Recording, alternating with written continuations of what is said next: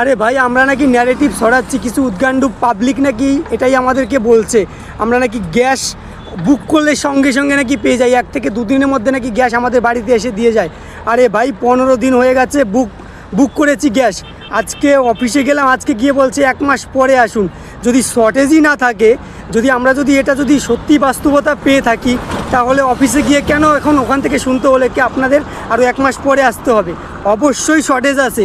এটা বিজেপি তার নিজেদের অস্তিত্বকে বজায় রাখার জন্য এরা পাবলিকদেরকে এটা বোঝানোর চেষ্টা করছে যে এলপিজি গ্যাস শর্টেজ নেই। এলপিজি গ্যাস শর্টেজ অবশ্যই আছে, প্রত্যেকটা ঘরে হাহাকার হয়ে পড়েছে।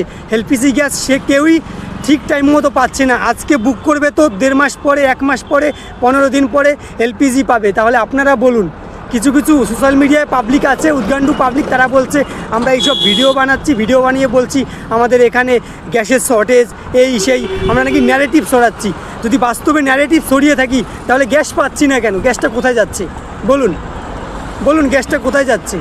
অবশ্যই তাহলে ব্ল্যাকে বিক্রি হচ্ছে। তাহলে তাদেরকে ধরছে না কেন বিজেপি সরকার? বলুন আপনারা। আমরা ন্যারেটিভ ছড়াচ্ছি, আমাদের গ্যাস পাচ্ছি আমরা টাইম মতো, এটা আমরা গ্যাস ঠিকভাবে পাচ্ছি না। 15 দিন হয়ে গেছে, গ্যাস পাচ্ছি না, কীভাবে রান্না করে খাবো আমরা? বলুন আপনারা।